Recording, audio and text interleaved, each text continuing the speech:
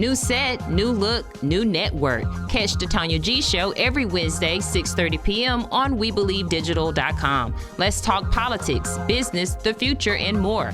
Interested in being a guest? Email viralstreamtv@gmail.com. The Tonya G Show, where the guest is the star of the show. Every Wednesday, 6:30 p.m. live streamed on WeBelieveDigital.com.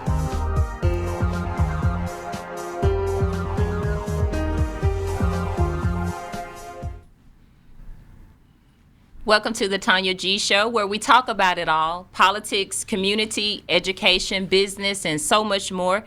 Here at We Believe, we strive to provide content that is inspiring, informational, and educational. In keeping with that, today's show is about education.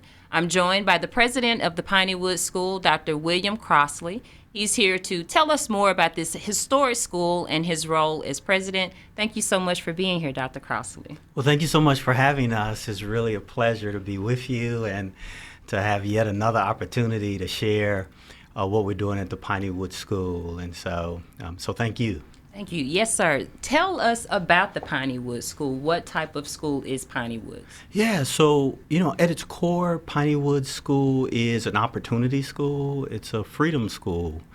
Indeed, Lawrence C. Jones, to the first incoming class of our school, said, famously, we quote him, "You've come here for freedom. Not from the kind of slavery your parents endured, but freedom from ignorance of your mind and awkwardness of your body to educate your head, your hands, and your heart." And we've been a freedom school since that time, creating opportunities for young people from the state of Mississippi and around the country and around the world to come and grow in their own independence. Our mission centers around ensuring that we can facilitate learning, development of a strong work ethic, and leadership in the young people we're fortunate to be able to serve. And so every day, that's what our work is about. How do we create the space to empower young people to go out in the world and provide the leadership that we'll need for all of our future? Right. I guess I'm getting older now, so some of our young people will, in fact, make a difference in the life that we're able to enjoy. Right. So, reading on the website, it says that you are an independent, co-educational college preparatory boarding school. Kind of talk about the stigma of, I guess, what a boarding school is, because I think when most people hear boarding school, they think with rich, privileged children who have disciplinarian problems. To kind of dispel what a boarding school is. I am super excited you asked, because this is something that we confront literally every day. I can imagine. People calling and saying, "Oh, my child this and my child that," and I'm wondering if we could get them in Pineywood.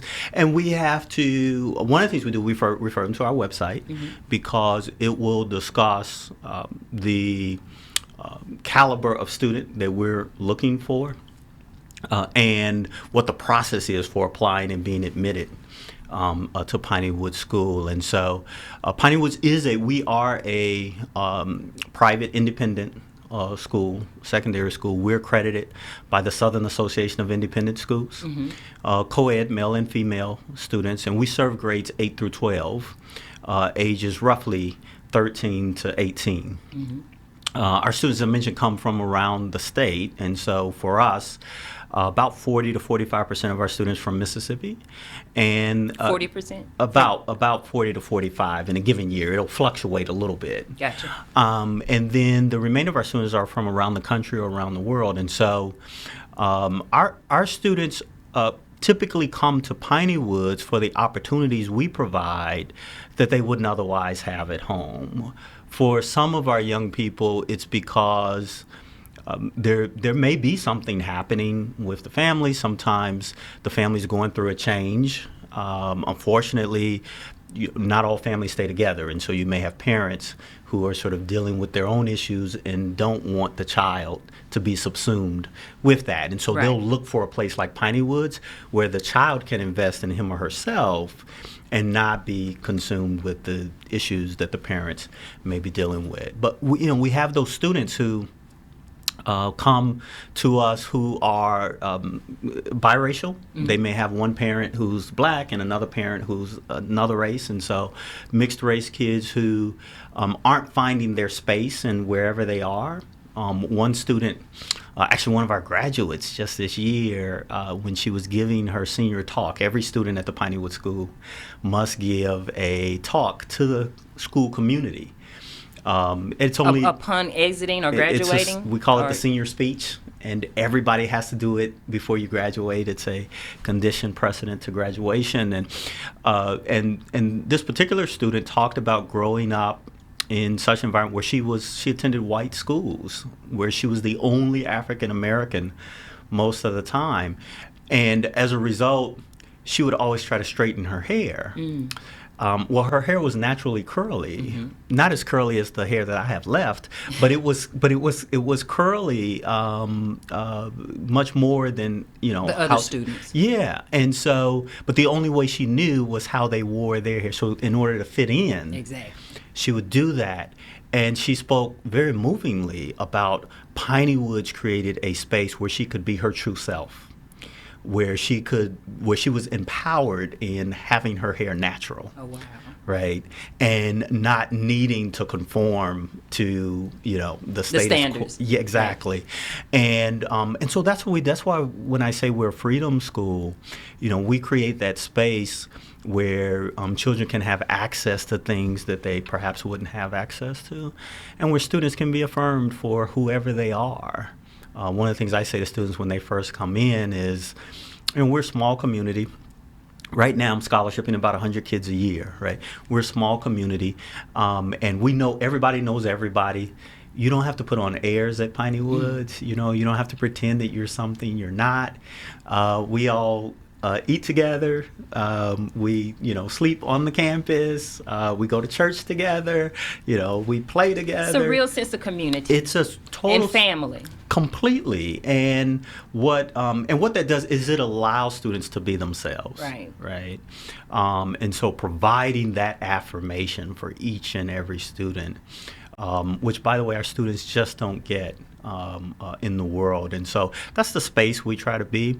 Pineywood's about 21 miles south of here, in rural Rankin County, just before the Simpson County line, is a safe haven for young people. And so we've had those young people who may be growing up in neighborhoods where they want to do well, but they struggle to get from their house to the schoolhouse.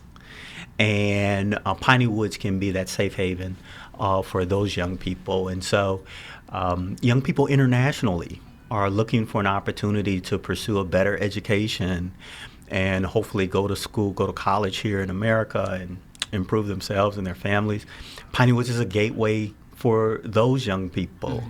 All of our students receive scholarships, and so Pineywood is also a space in which students who may be growing up in impoverished communities. We've had students from Alligator, Mississippi. If you look at the census for Alligator, 80% of the children growing up in Alligator are growing up in extreme poverty. Right.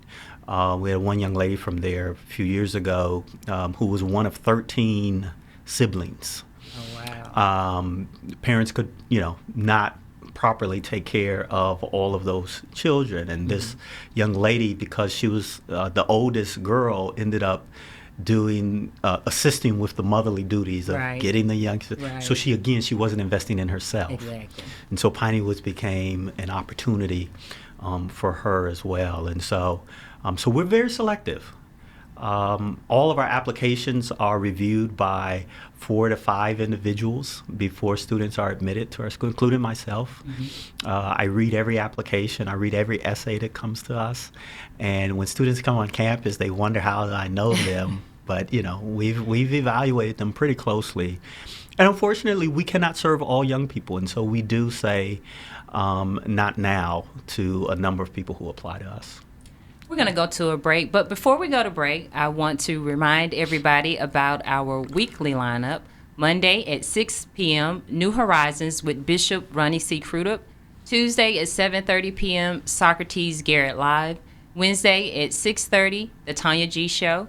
Thursday at 6:30 p.m., the doors of the church are open. And Saturday at 10 a.m., the USDA Adventurous Update. Be sure to tune in.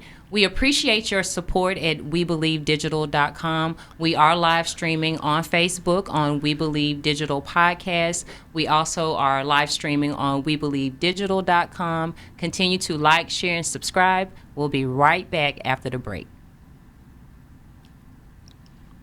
I'm Tonya Gray with your Insurance Minute.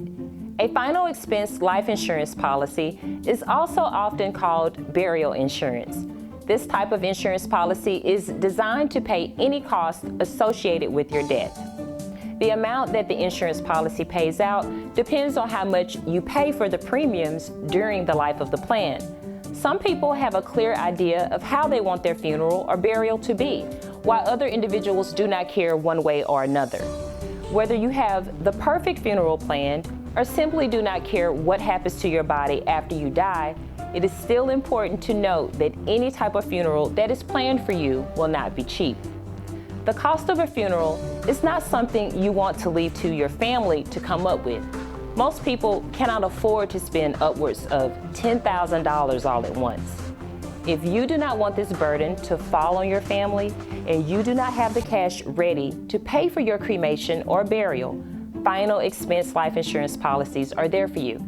Let the KPG agency help to ease the worry of this financial burden. Contact us today to start your policy. The Tonya G Show, where the guest is the star of the show. Every Wednesday, 6:30 p.m., live streamed on WeBelieveDigital.com. You're tuned in to the Tonya G Show. I'm with my guest, Dr. William Crossley, the president of Pineywood School.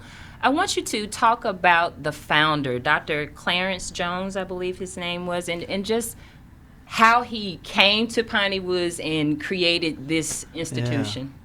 Yeah, Lawrence C. Jones. Lawrence Jones was the founder of our school nearly 113 years ago now, in 1909. He was actually from up north. He was from Iowa. And it's hard for us, I think, to imagine today, but you've got to imagine a recently college-educated African-American man coming from up north to the deep south of Mississippi, in the heart of the Jim Crow, era. The governor of Mississippi, 2 years before Lawrence Jones arrived here, had literally advocated for the lynching of all African Americans in the state. And so that is the kind of environment he came into. But he really felt called to use his own privilege, the things that he had been blessed to experience academically and socially, in order to contribute to his community, to the African American community. And he followed the model of Booker T. Washington and founders of Hampton University in Virginia and other places, in wanting to go to those who needed an education most and set up shop there. And so he came here to Mississippi. He actually worked at what's the Utica campus of Hines now. It used to be Utica Institute, and now it's Hines University's Utica campus initially, and then traveled to our current location where we are. Noticed the severe need for education amongst African Americans there, and started a school. He initially failed at his efforts, or was failing, in the process of failing. And as he worked through that, he went around the churches and he tried to get churches to sponsor the school, and none of that worked out. And he recorded in his books that he was prepared to go back to Iowa, go back north. When he sat down and took a break on a log, and he would say God sent him the first student. A young man came alongside, saw him reading, and was curious about learning how to read.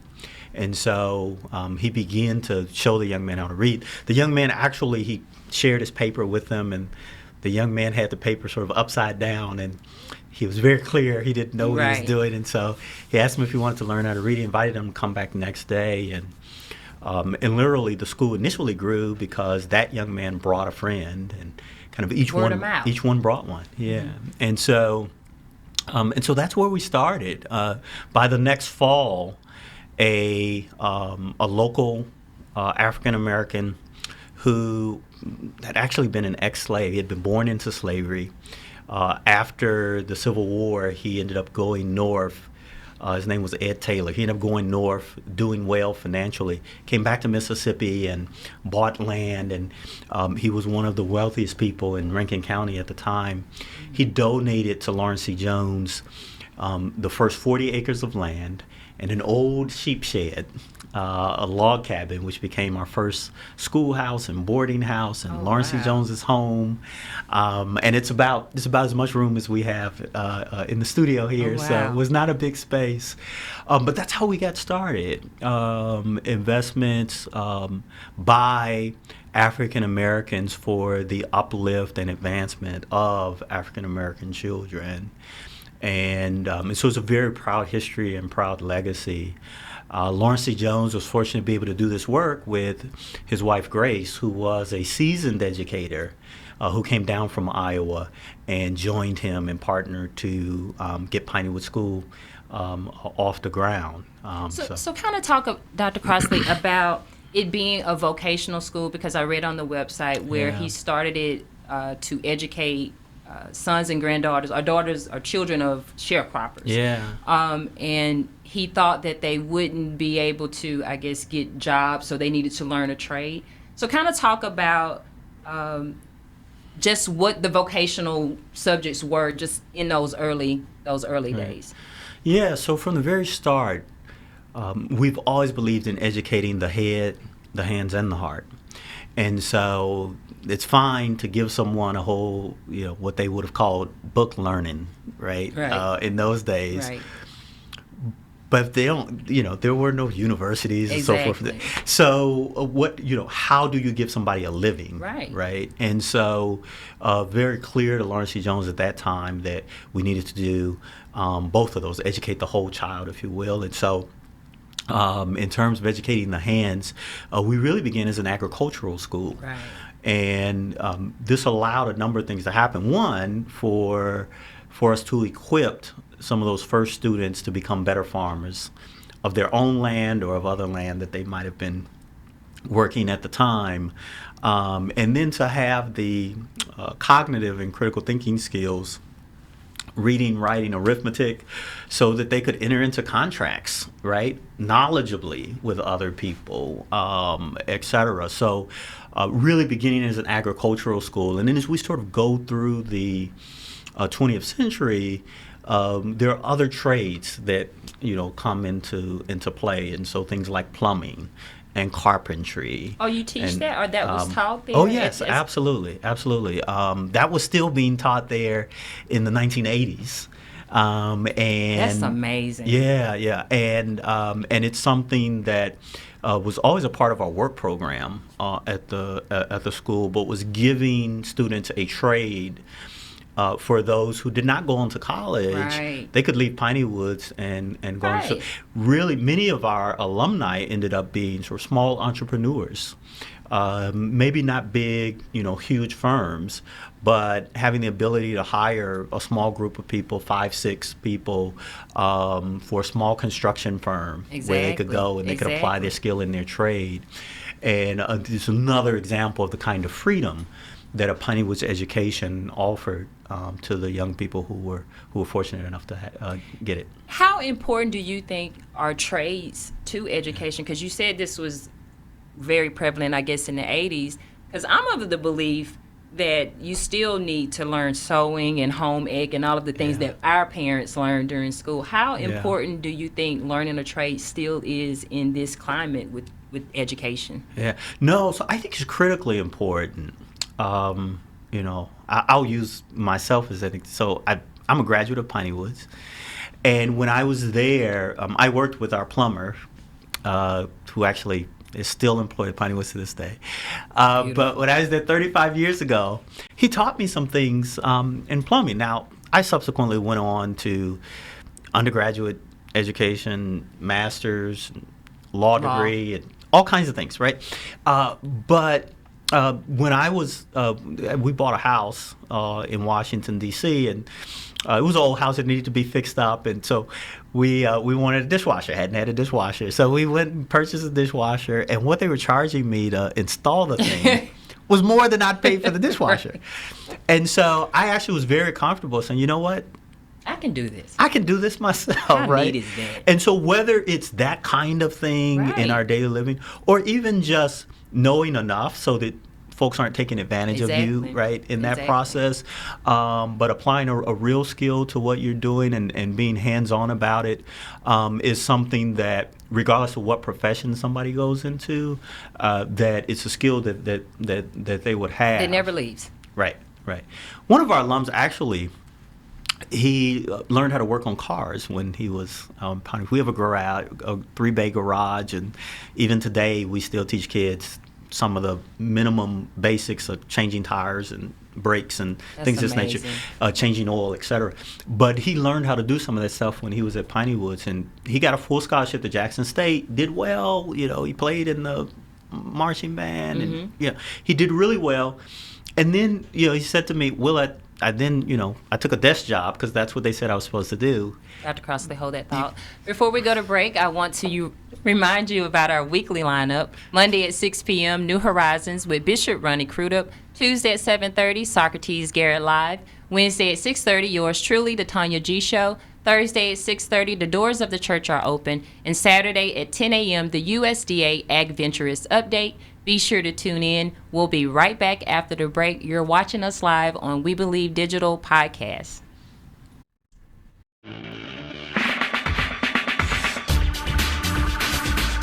Welcome to the Adventurous Podcast. I'm your host, Deidre Perry, and these are my co-hosts. And weekly, we will be coming to you to bring you the latest information in the world of agriculture. We invite you to join us every Saturday from 10 to 10:30. Join us. Come on, take an adventure.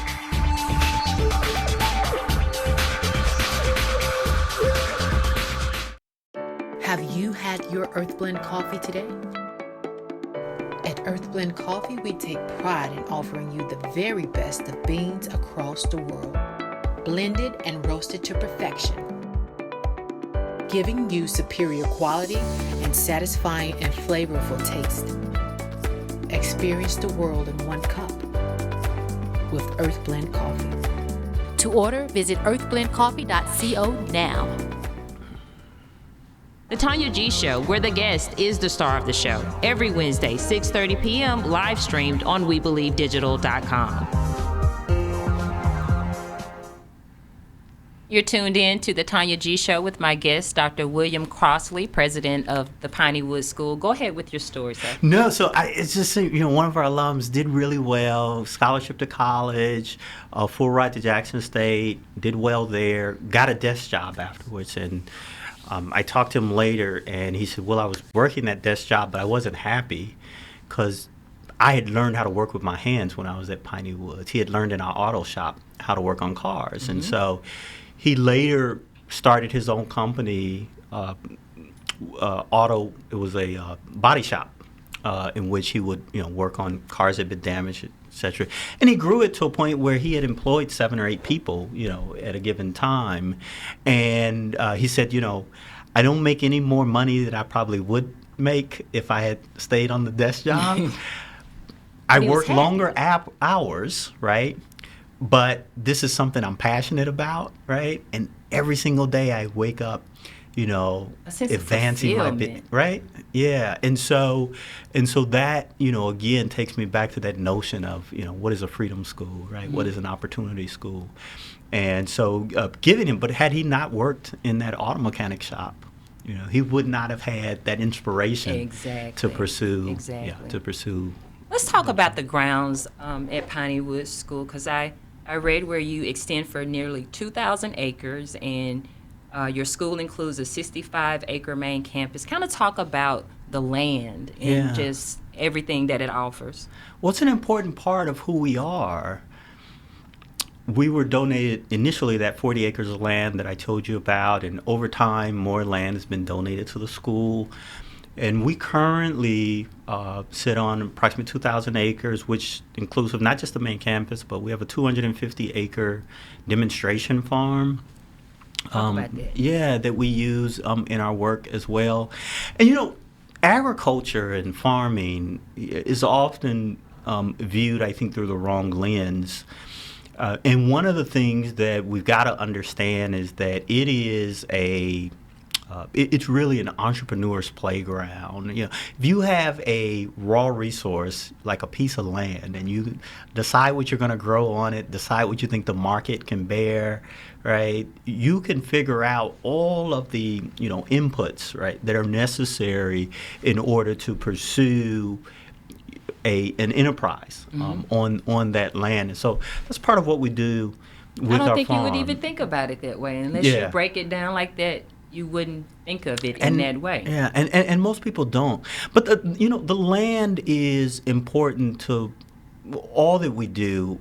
I talk about Piney Woods as the development of a sustainable learning community, and our land is part of what makes us sustainable. We have several water wells on our property, so we operate them ourselves. We own our own water. We own our own sewer system on the campus. I bet that's some amazing water. And it becomes a teaching tool for our students. Absolutely. And so just like you see here in Jackson or other places, when the weather gets really cold and the pipes freeze, they have to be replaced. And so we often engage students in that process. They dig out the old lines. I love it. And we're in the process now as we do that. We're replacing all of the old pipe with PVC piping, and our master plumber works with students so that they understand how that entire process works, and so they're involved in that. So that's a very sustainable enterprise. Our farm provides an opportunity for entrepreneurship, as we talked about, but it also provides food that we can consume in our own dining hall there on the campus. You grow your own. We grow some of our own fruits and vegetables there, and we're able to sell some of that. During my tenure, we've sold fruits and vegetables. Well, Rainbow Co-op, when it was here in Fondren, was one of our mainstays, and unfortunately they're no longer there. But Whole Foods has purchased organically grown kale and greens from Piney Woods, and so it's another sort of source of sustainability. We just having water, having food. We just started with electricity, and so you have renewable timber. We have renewable timber. I've got about over 1,000 acres of renewable timber on our property. That is amazing. We sell and harvest timber every year. That's part of what funds our student scholarship program. Every student at Pineywood School is the beneficiary of that scholarship program. In addition to timber, it's also donors making gifts and contributions to that program. But we now have a solar array on campus. We have the largest solar array of any educational institution in the state.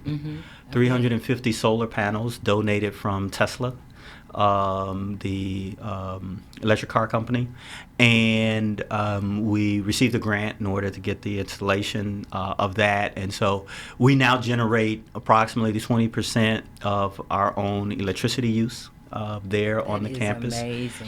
And all of these can double and triple as learning opportunities for our young people. And so through solar, you can not only teach them how photovoltaic solar panels work, but you can really introduce them to the entire green economy. Right.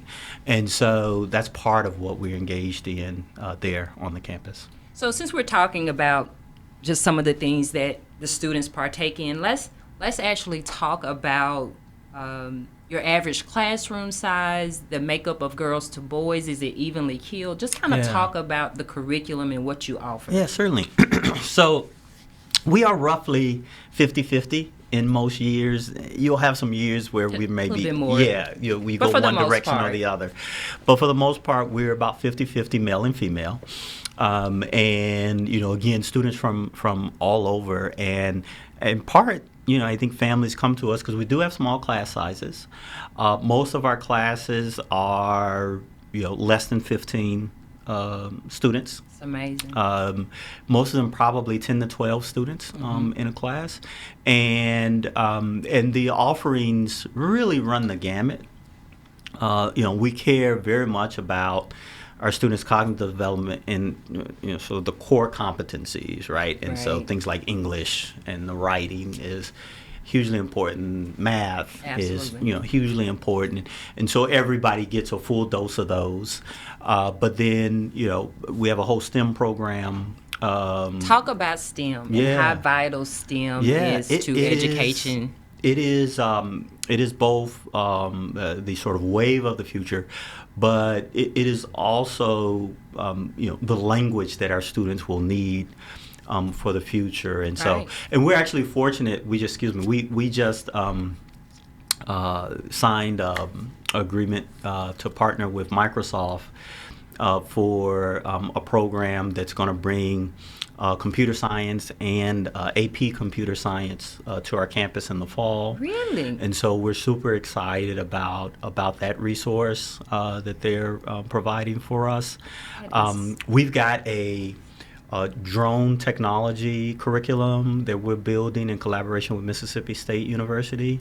They already do a lot of work in drone and UAV, unmanned aerial vehicle flight simulation and piloting up at Mississippi State for the Federal Aviation Administration. And so they're partnering with us to build out drone program. They were down last summer, even in the midst of the pandemic, and introducing our students to how drones are used in agricultural services. And so we're really excited about that program. Facebook last year donated a virtual reality studio to us, and so we have the whole headsets, and the kids go in there and it takes them into other worlds. Oh, goodness. And we're super excited about the virtual reality curriculum that we're pursuing for our young people. And so we had an award-winning robotics team a couple of years ago. We lost our robotics coach, and so we're in the process of renewing. Is that the Solve for X Institute, or is that different? Yeah, so that's slightly different, although all this is related. So, when we're talking about Solve for X, we're really talking about how we confront problems on our campus. And so, we don't approach education in the way it's traditionally approached. It doesn't sound like it. So in general, all of us will sort of remember, you got your textbook, you had to read the information and answer the questions at the back and regurgitate what you could on the exam. Exactly. We are project-based and problem-based and inquiry-based. We present real-world problems to our students, and we engage them in solving those problems.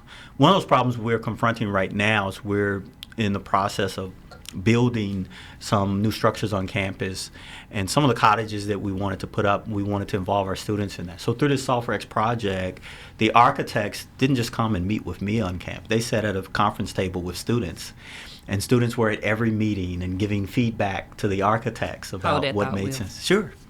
Before we go to break, I just want to remind you about our weekly lineup. We'll be right back. Hey family, this is Pastor J.R.D. Stuckey and Pastor Jonathan T. Phillips Jr. And together we are the hosts of The Doors of the Church Are Open right here on WeBelieveDigital.com. And you can meet us, greet us, and be a part of this platform, this conversation every Thursday at 6:30 p.m. We're ready to talk about those things that's going on in our churches, around our churches, what we believe, what we feel, those taboo conversations that people really, Pastor, just don't want to deal with. So every Thursday right here at 6:30, join us where we're going to talk about what's going on with the doors of the church are open. Bob knows it's never too early for a final expense policy to protect his son. Sue made sure that all their final expense policies are in place. Helen's final expense policy guarantees she won't be a burden to her daughter. Jane's mother's final expense policy covered her final arrangements and so much more. Your final expense policy can cover funeral services, medical bills, debt, and provide cash security. And there are no medical exams required. Call the KPG agency at 601-500-2751 to set up your policy today.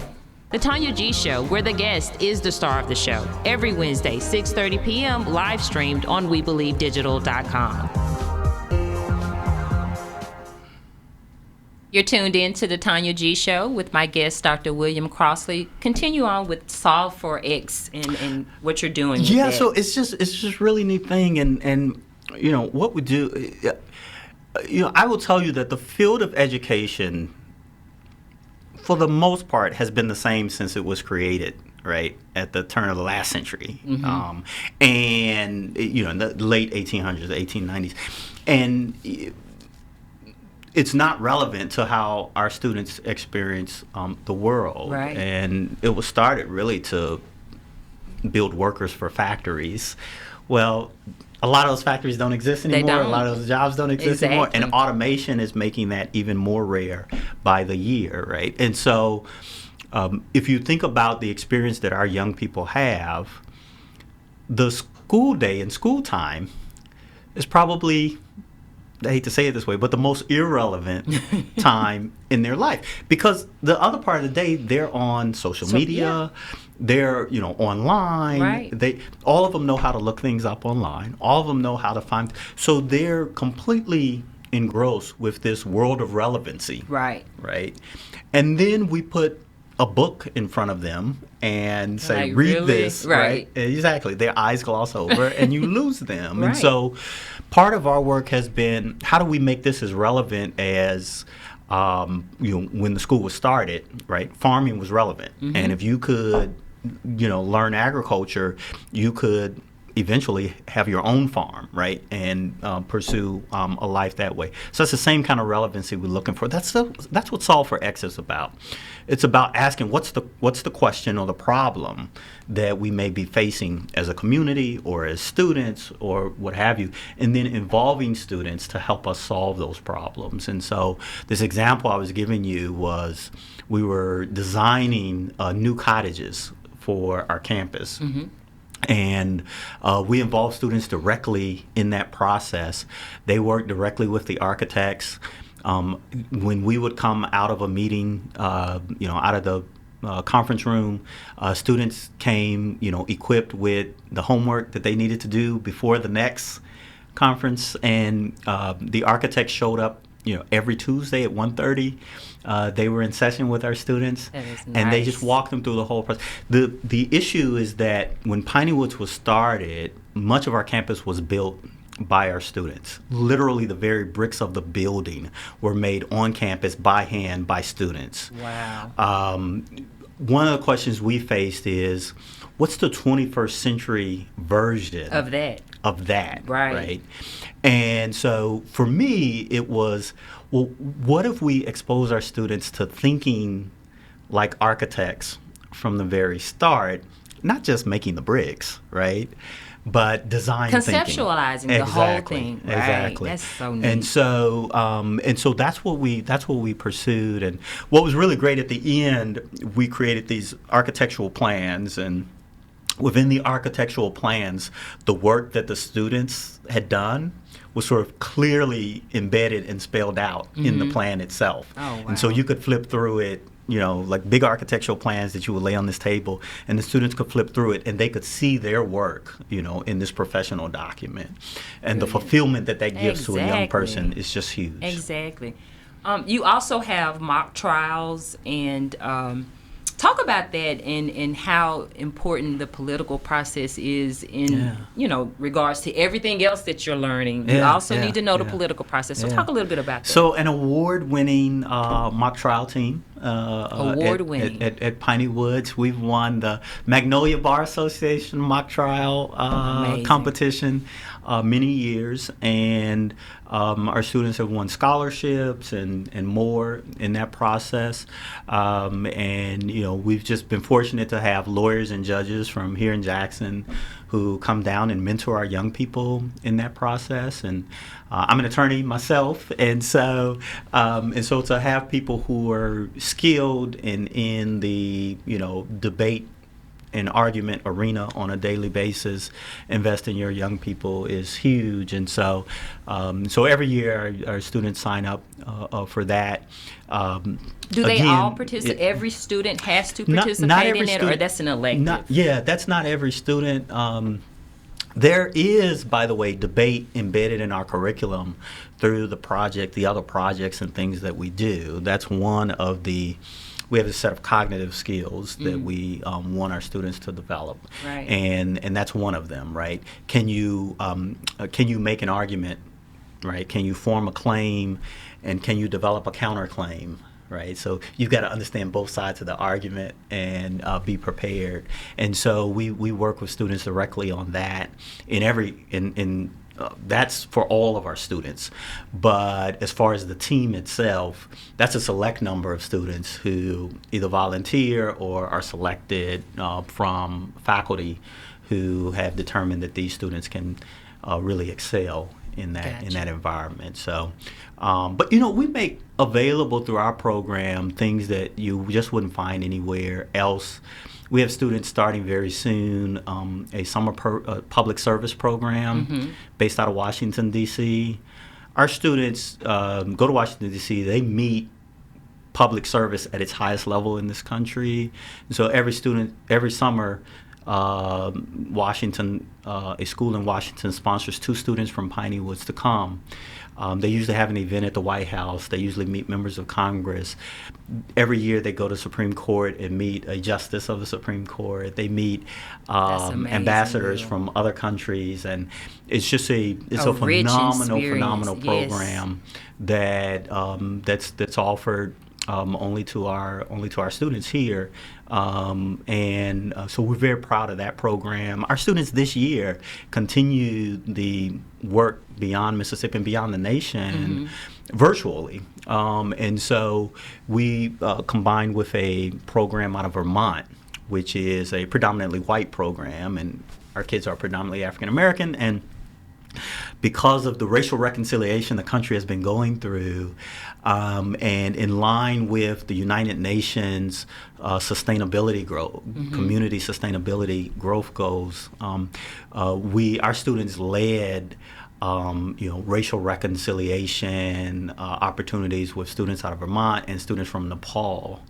So nationally and internationally, and what gave me so much excitement was I don't get to go to every session that they do, but every month they had a session. And the session that I went to, I was expecting to see adults kind of nudging students, okay, you do this and you do that. Not your kids. The adults were totally in the background. Right. The kids were leading the way. Exactly. Right? And they and you rarely heard an adult really speaking, and so enormously proud of our young people for. Well, that's a testament to what you're doing. Yeah, being able to engage in that. This coming year, we just announced we have a partnership with a group called World Hope International.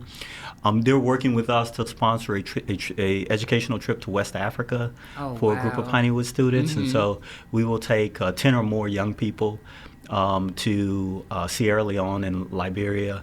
They'll get a glimpse of the developed West Africa and the developing world in a way that I think is going to be life-changing for many of them. And so there's just so many of these kinds of opportunities that we can make uniquely available to students of the Pineywood School. I want to talk to, because you have an international program. Talk about that and the countries that I guess you are open to allowing students to come from. So our students come from all over the world. They tend to come more from countries in Africa than perhaps anywhere else. And so we've had students from Rwanda, from the Bahamas, Nigeria, from the Bahamas, from the British Virgin Islands and the U.S. Virgin Islands. From Ethiopia. The largest number of international students we've had has probably been from Ethiopia. That's been a long-standing program going back decades.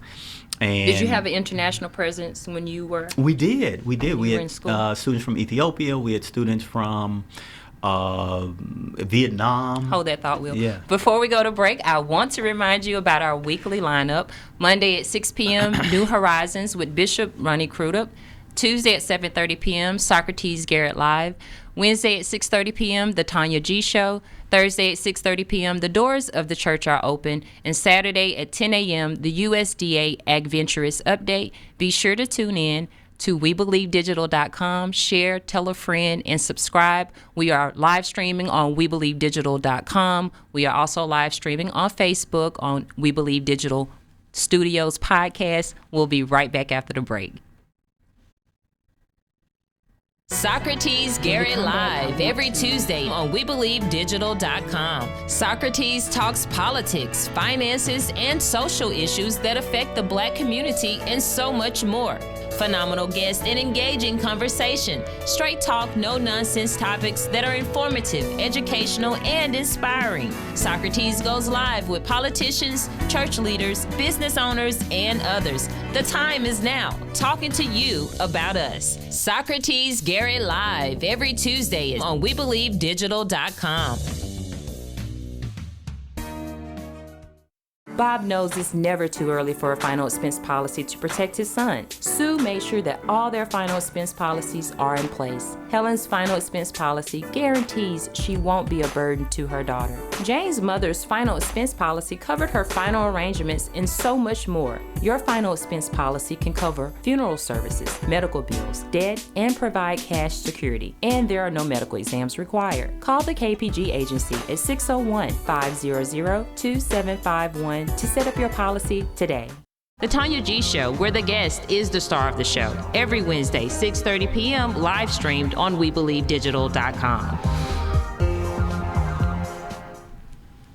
You're tuned in to the Tonya G Show with my guest, Dr. William Crossley. We were talking about the international presence at Pineywood. Continue on with that, sir. Yeah, so just students from all over the country. You had asked me about my own experience when students. We had students from South Africa. We had students from Vietnam. We had students from Ethiopia, as I mentioned, and I mean just the Pineywood that I've always known has actually always been had an international presence, and we still do today, and that's part of the opportunity that we provide, and it's part of the experience of being a student there. When you're a student and as a teenager, you're learning, how students from different parts of the country or different parts of the world grow up, right, which may be different from your own experience.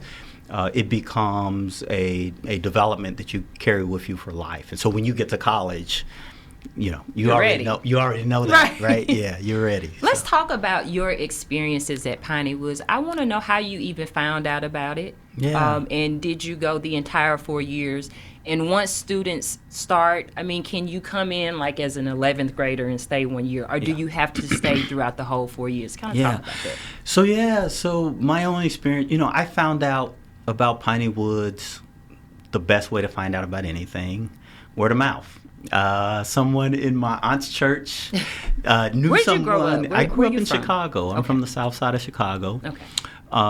Grew up in partly in a neighborhood called Inglewood and partly in some other south side neighborhoods. We moved around a lot. After my parents divorced when I was younger, and after divorce, my mother would, she was always trying to find something better for us, and it just wasn't easy. I have 3 sisters, so with 4 kids, it's just a tough challenge, right? A tough thing, and enter the Pineywood School, which became an opportunity that frankly propelled my educational career and everything else that I've been able to do in life, and I've been enormously blessed, was because of the opportunity that I was afforded at Pineywood School, starting at the age of 12 years old. Really? Yeah. And so, so the reason I do the work that I do today is because somebody invested in my education, sight unseen, right, when I was a student at Pineywood School. And those of us who are the beneficiaries of that blessing have the greatest obligation to advance the legacy for future generations of young people. And so every day I'm cognizant of that. Every day, that's why I get up and, drag myself out of bed and do all the stuff that I have to do. Lawrence Jones taught students when he started the Pineywood School. Charles Beatty, who now runs Mississippi Food Network here, was the president of Pineywood School when I was a student. He taught us when I was a student, and I now teach our young people that to whom much is given, much is required. And that's not enough just to say. At some point, we have to begin to pay it forward in a way that demonstrates that we believe, right, in what we're saying. So that's why I do this every day. My Pineywood's experience was so different from what we experience today. We didn't have cell phones. Right. No internet. We didn't have internet. We didn't have any of that. We used to wait. But it was a great time still, though. It was. And we had one phone in the whole dorm. And so there was a whole line waiting to get on the phone to call your mother and all that kind of stuff. And students have no concept of that. Although, we do have a rule at Pineywood. Students can bring a cell phone, but you can't bring it out of your dorm. And so when you move about our campus, if you're going to eat in the dining hall, you are not looking down, honey. No. I love that. I love that. Yeah. You make them engaged. Exactly. You have plenty of time to be on the cell phone. We're going to engage the rest of the day. Talk about a little bit about your staff. How much of the staff is comprised of alumni?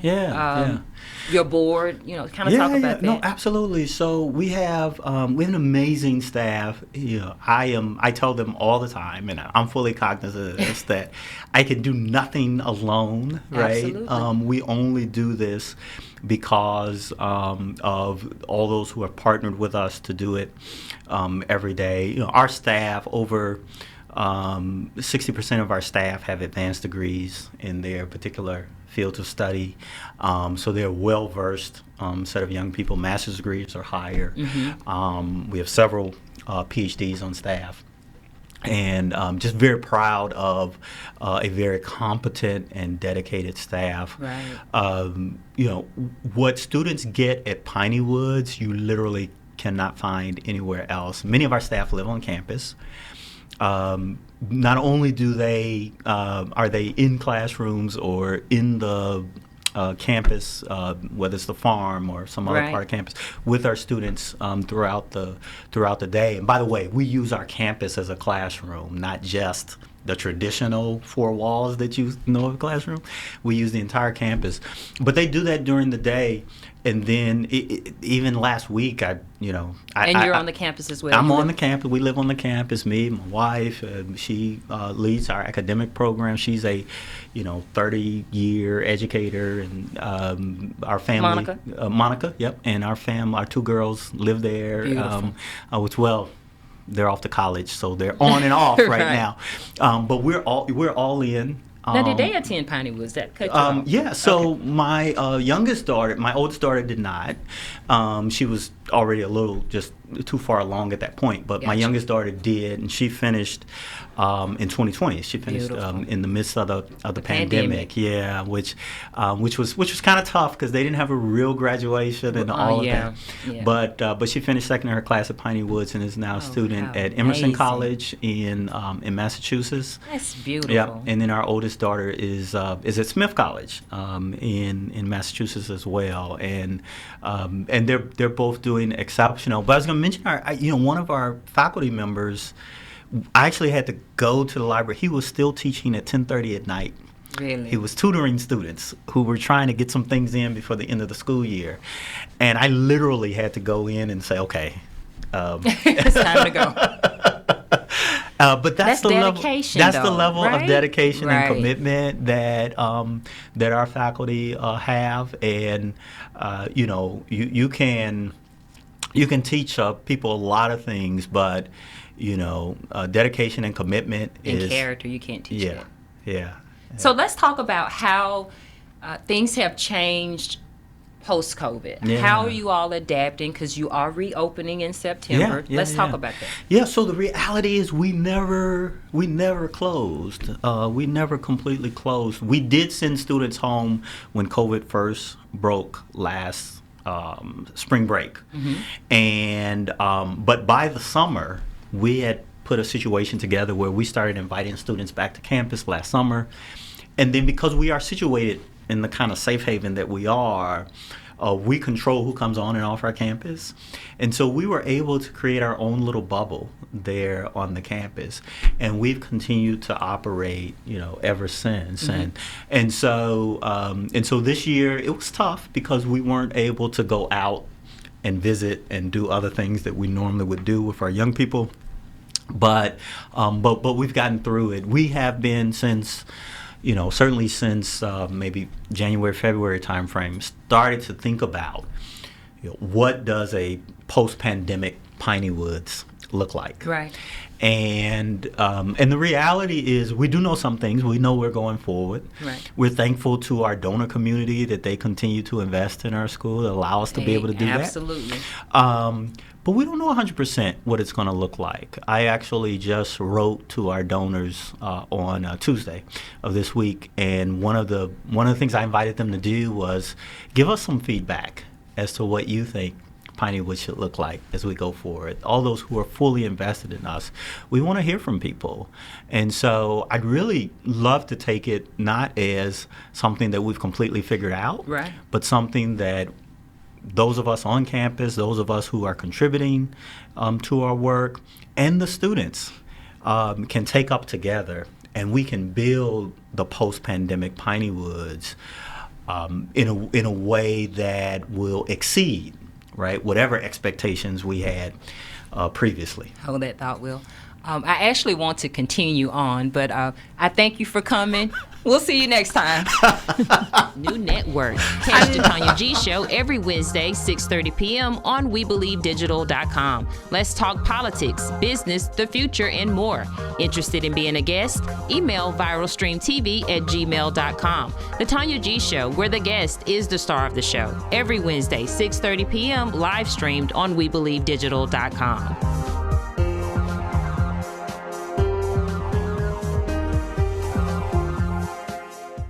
The average cost of a funeral is over $8,500. Are your loved ones prepared for this financial burden? If you are 85 years old or younger, Final Expense Life Insurance can ease that burden by paying up to $30,000 for funeral and burial expenses. No medical exams, rates will never increase, benefits will never decrease. Call now to lock in your lowest rate possible. Don't leave your loved ones to pay your debt. Call the KPG agency at 601-500-2751 to set up your policy today. Have you had your Earthblend coffee today? At Earthblend Coffee, we take pride in offering you the very best of beans across the world, blended and roasted to perfection, giving you superior quality and satisfying and flavorful taste. Experience the world in one cup with Earthblend Coffee. To order, visit earthblendcoffee.co now.